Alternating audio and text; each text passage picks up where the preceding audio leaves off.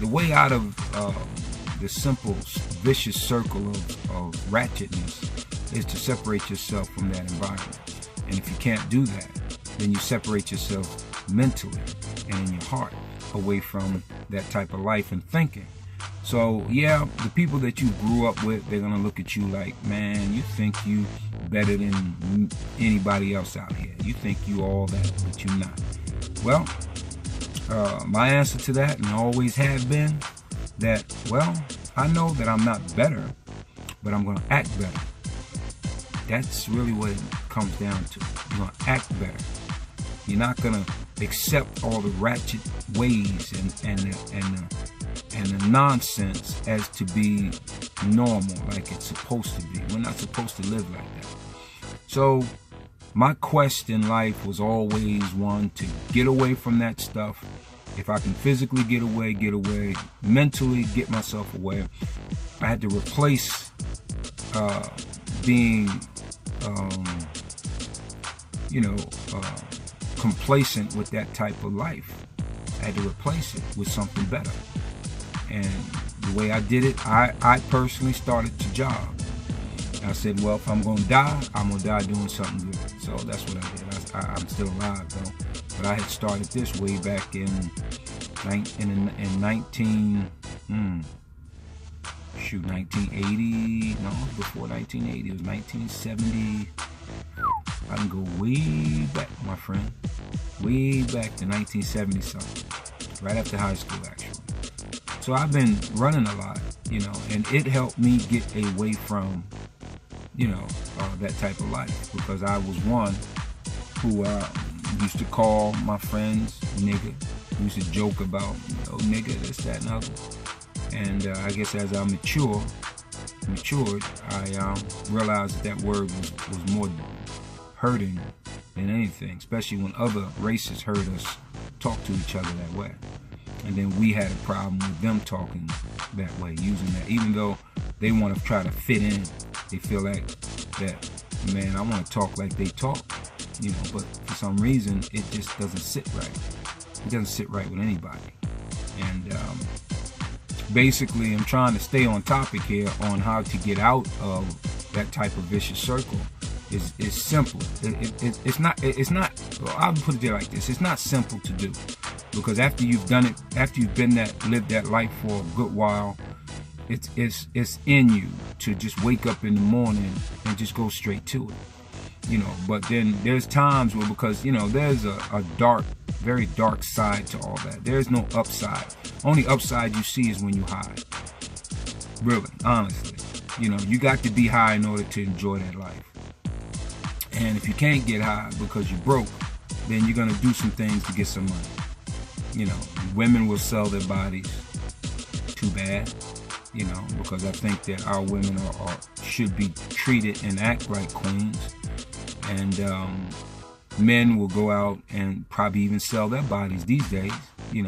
All that crap's going on. That's another topic. And they will rob and crook and steal and possibly even kill. So real quick, let's just look at the percentage of black people that are in prison. We can look up on statistics, look up all kind of statistics that you want to. And the reason why a lot of these people, blacks and Hispanics and some whites, are locked up in prison is because they have been intoxicated or high on some type of drug. Their action had drove them to do whatever they've done and get locked up in prison. There's a lot of them who have been acting out and doing things while they're high and never got caught. And these are the people that some of us have to deal with. Some of us good people, we have to deal with all that violent and ratchet ways of people, and hope that we don't get caught up in it too, just trying to defend ourselves. So I'm gonna cut this out. I'm gonna cut it down, because time is clicking here.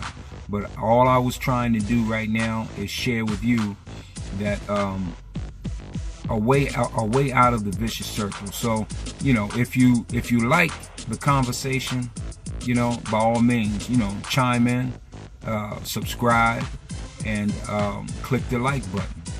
If you don't like what I'm saying, click the thumbs down. I don't care. Trust me, I don't. Because it ain't gonna stop me. You know, once I get started on something, I like something, I don't care if you like it or not, because if I know inside of me that it's the right thing to do, I don't care how you feel about it. I'm gonna say something about it anyway, and this is my avenue to do so. So I say, you know, join in on the conversation. You know, like it or not. You know, you can come up with your own opinions, and maybe I'll respond to them if I think it's worth me responding. And if not, you know, I'll just let it go and I'll just go to the next one. You know, that's kind of how simple it is for me. A lot of people get offended because when people get on there, they want to say some hurtful words because of them making a comment. I know how to shoot back. You know, I'm an old dude, so my feelings, I don't wear it on my sleeves. Trust me.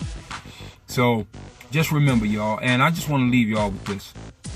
There is many, because I can only speak for what I've run across in my own life. And there are many positive black people out here. Very many. Very many? That didn't make no sense. There's very many. There's a whole lot of black people out here that are doing some really good things. And I am not going to turn my back on my brothers and sisters. I mean, even though I know that you down, and I may even have to bust you in the head myself just to defend myself, you know, because of your ratchet ways. And I'm hoping that crack upside your head is going to teach you a lesson. I ain't trying to kill you if I don't have to. But I promise you, if I catch you trying to do something to my family, or you trying to, you know, enter my home and all that type stuff, oh, don't think that I won't put you down. I will. And I'm going to love you all the same. I'm going to regret it. But I'm gonna do what I gotta do to survive. That doesn't mean because of that situation that I'm gonna look at all black people like they ain't no good. There's a big percentage of us that I live around that I feel that really ain't worth 2 cents, you know.